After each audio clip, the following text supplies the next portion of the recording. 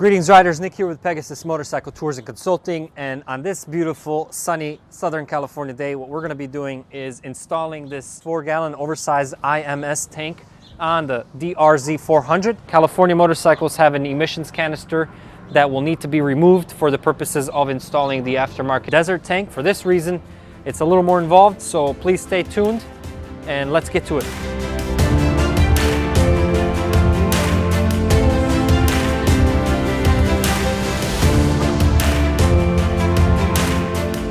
So first order of business on a hot day like this, before you begin any work, make sure you stay well hydrated. This is a mix of lemonade and beer. It's called a Radler, something I picked up during my time in Munich.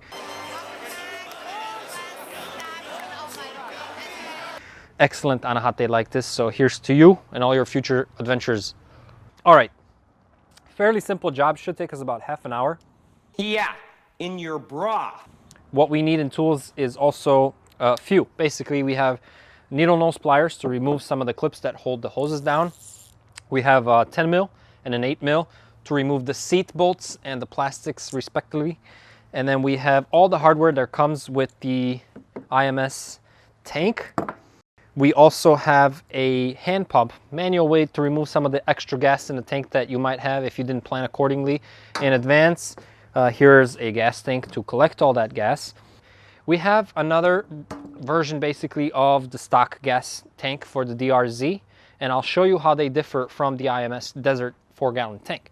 Now, this tank came kind of dusty, to be honest, and the instructions say that I need to clean it, which is weird, why I would need to wash out the interior of a brand new tank, considering water can really mess your day up. So I did that and gave it a few days to evaporate and dry properly, but that was an annoying step to keep in mind.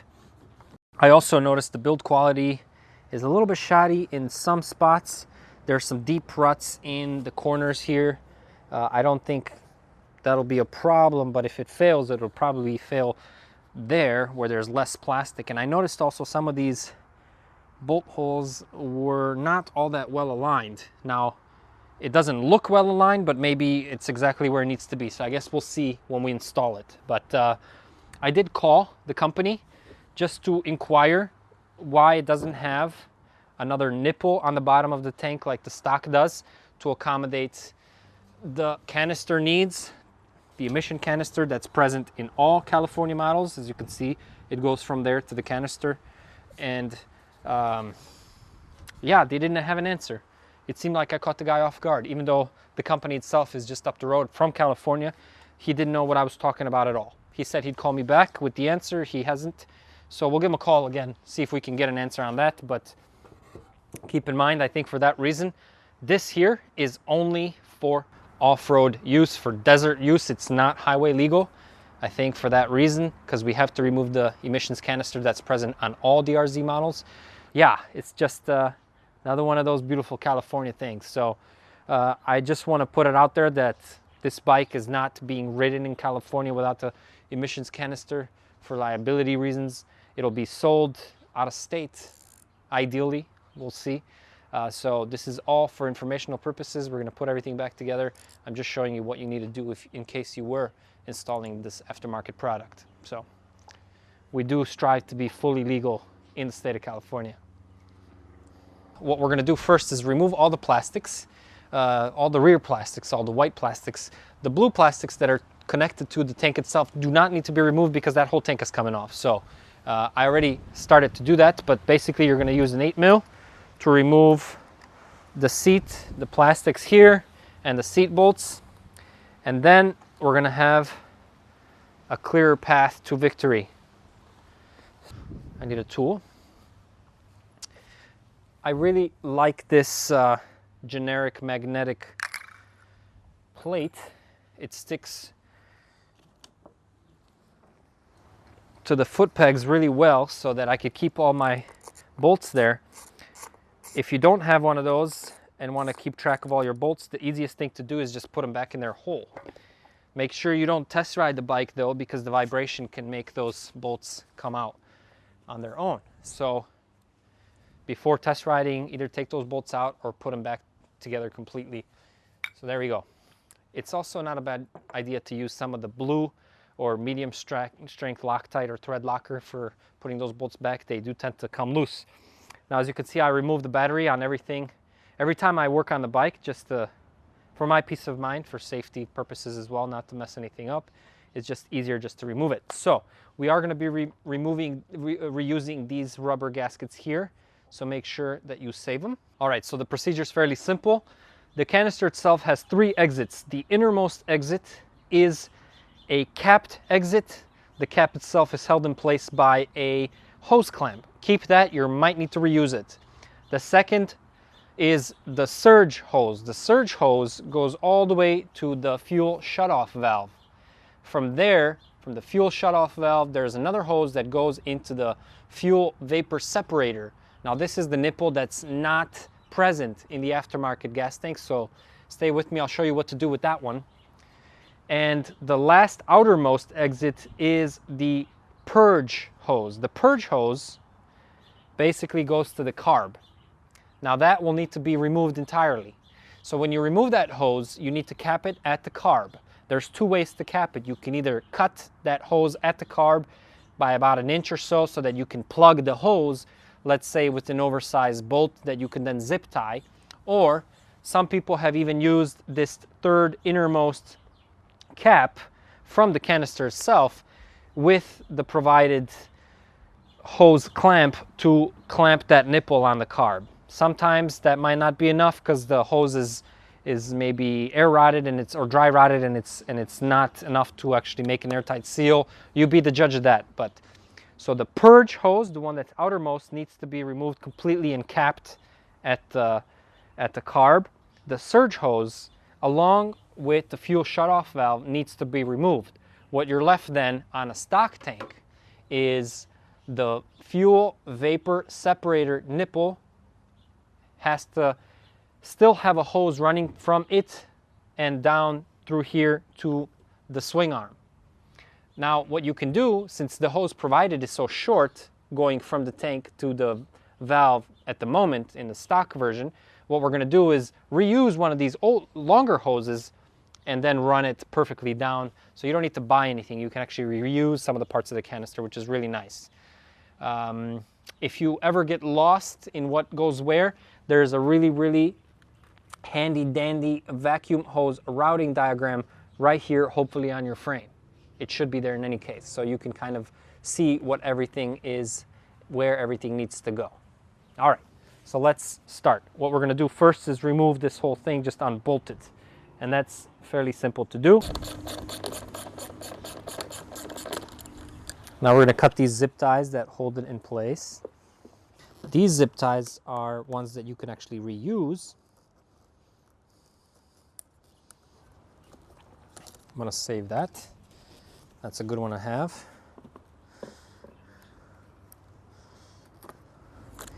Another one.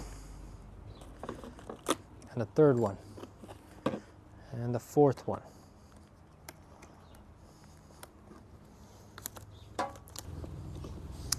Now, what we can do is start removing the tank, and to do that, we're going to remove this hose that goes to the petcock by using pliers to drop this clip down. Make sure that your petcock is on position. There will be fuel spilling because there's fuel in here and a little bit in the hose, so keep that in mind. A little bit just to keep it, make it move smoother. Now here goes the gas.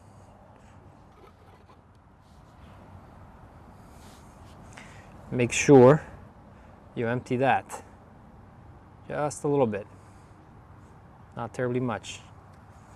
All right, this is the other one right there. We're going to remove that.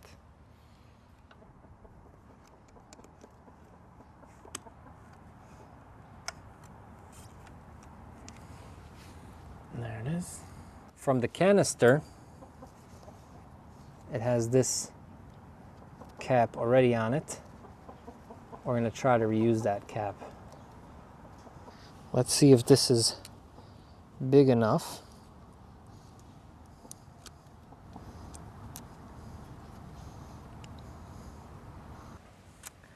It's definitely loose. Yeah. As you can see, quite a big difference. So what I'm going to do instead is I'm going to cut it here and plug it. Cut it here and plug it with something else. Okay? That's it. I'm going to cut it.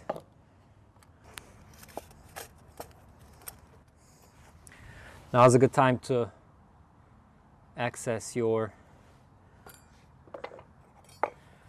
extra bolt collection that you've been saving. There it is. So we'll just do this. Boom. Look how perfectly that fits. And then I'm gonna take a zip tie, get that as strong as we can. I'm gonna cut the excess off.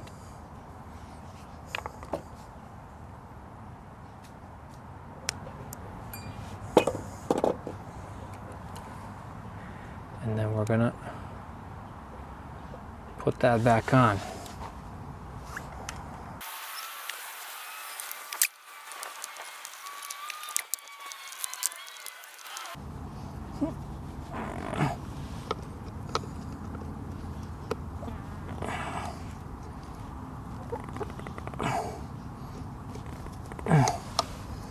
That's good. This can be removed now.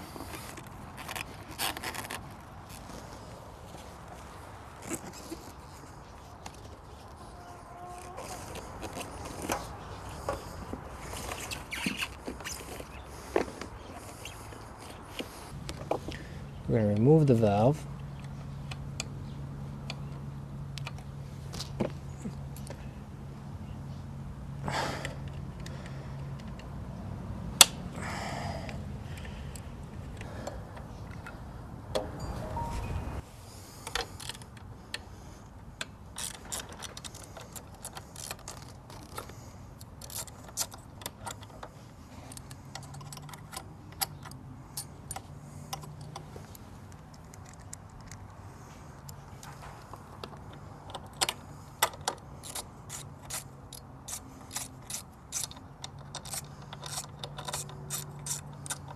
I want to replace that bolt.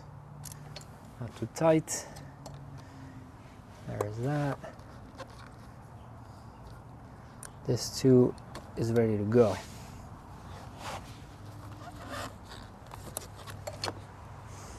Boom. Done.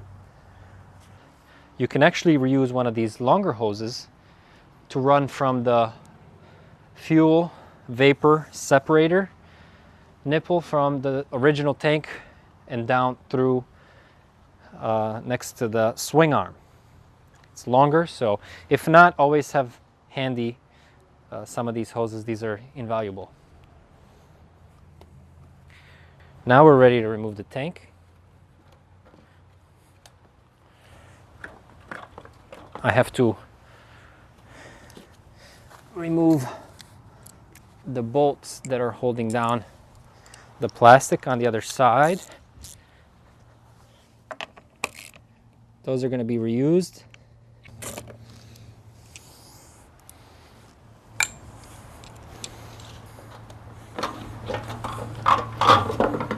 There's your tank. Because we're going to be reusing the petcock, I'm going to open that on pre so that I can drain the tank. And I'm going to reuse, yeah, that'll work great. So I'm going to put this on the petcock, put this in the tank.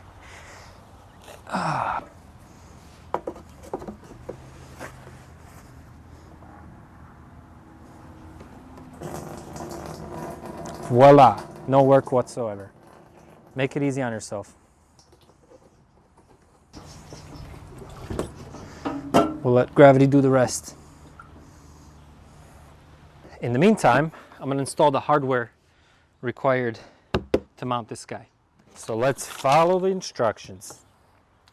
Step number 1, mount seat hooks, which are these, on the top side of the tank, tongue down, using 2 6x12 bolts from the IMS toolkit. So, let's see, that would be here, tongue side down. So that's the tongue down. So that should be like that.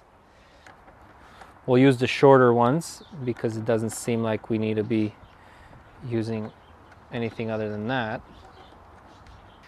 And those replicate these holes here on the stock tank. Here's a little tip. You don't want to be tightening anything too tight right in the beginning until everything aligns properly. There's no need to be tightening it too much.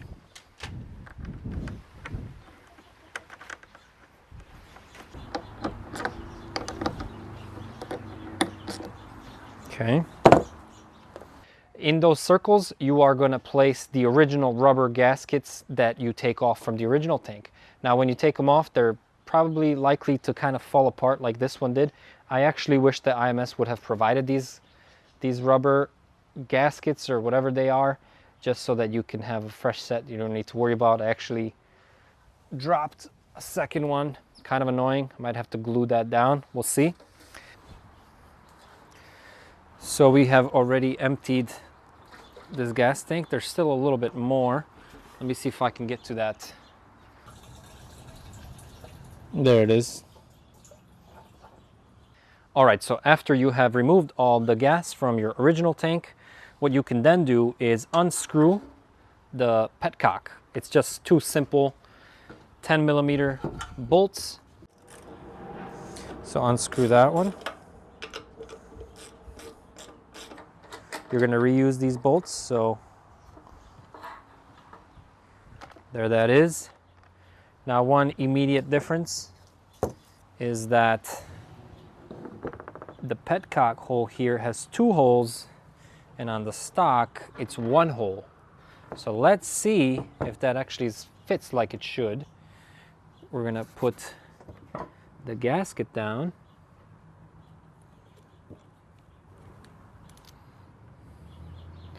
And then we're going to guide petcock inside. It did. If you have to make that hole bigger to fit, I've heard instances where those 2 drilled holes were not wide enough to accommodate the petcock properly. Just use the same size drill bit. You're not trying to make the hole too much bigger, and then just wiggle the drill around while you do that. So this doesn't need to be terribly tight. Don't over tighten. It's all going into very soft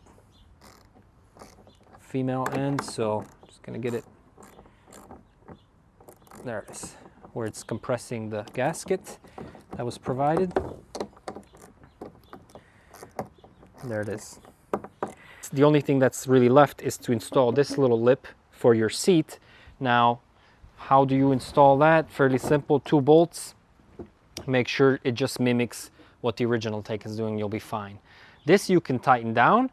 These, however, make sure to push as far down as possible because they are kind of difficult to fit on the bike. So push them as far down as possible. By then you can actually tighten these two bolts. All right, let's put it on now.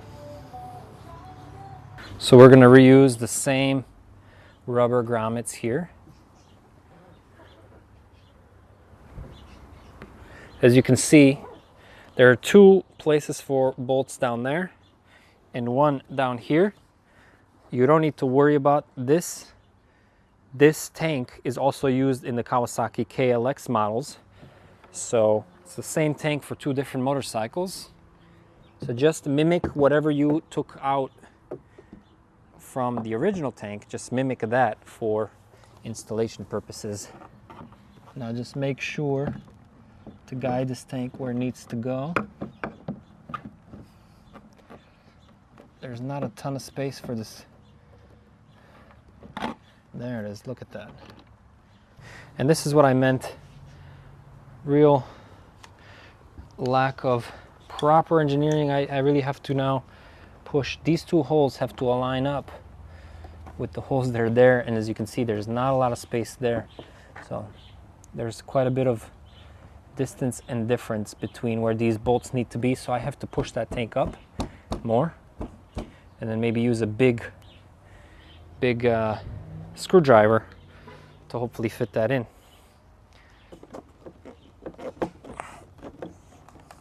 Be very careful. It's a good idea to put your bike in first gear so that you don't push it forward, maybe even block your front brake. But I'm nearly there.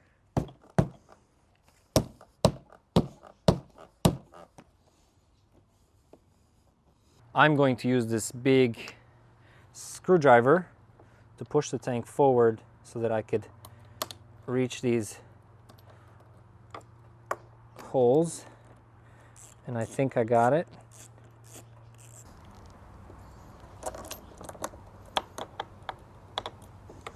Yeah, the big screwdriver really helps.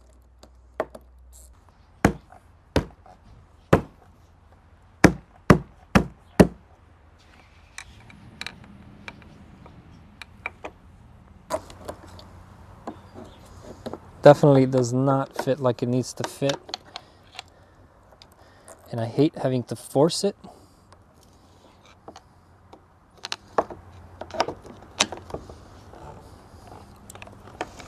Let me see if I can see anything hung up on the other side. No. What I can try to do is use one of these longer screws provided to connect and pull the side with the radiator hole where the original fairing fit. Maybe that'll help a little bit. No. No. Just not aligning right. Yeah. Truth be told, tanks are always difficult to put back in their original spot, but this is definitely fitting more difficult than it needs to be.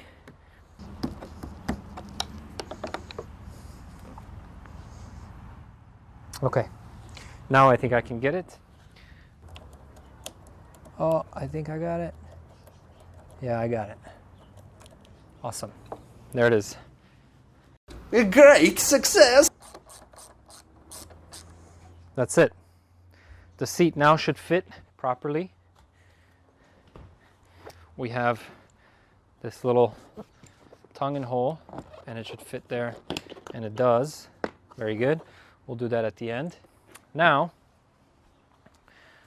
all that's left is for you to install these into the little shrouds on the side with the 3/4 inch rubber spacer between the plastic shroud and the radiator itself.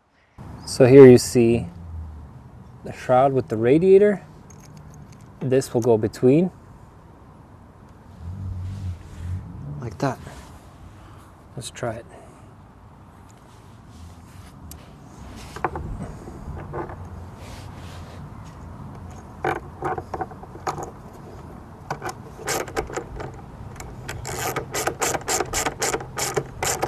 And there it is.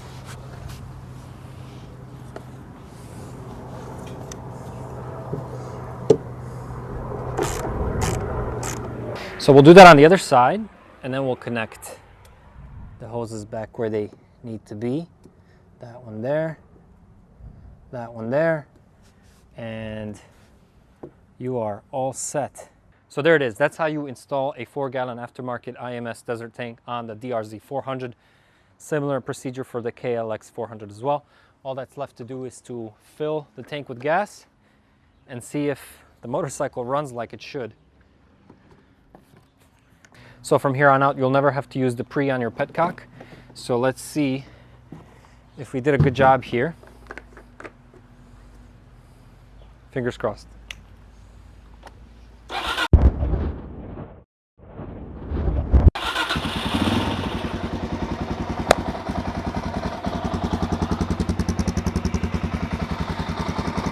Not bad. Wonderful.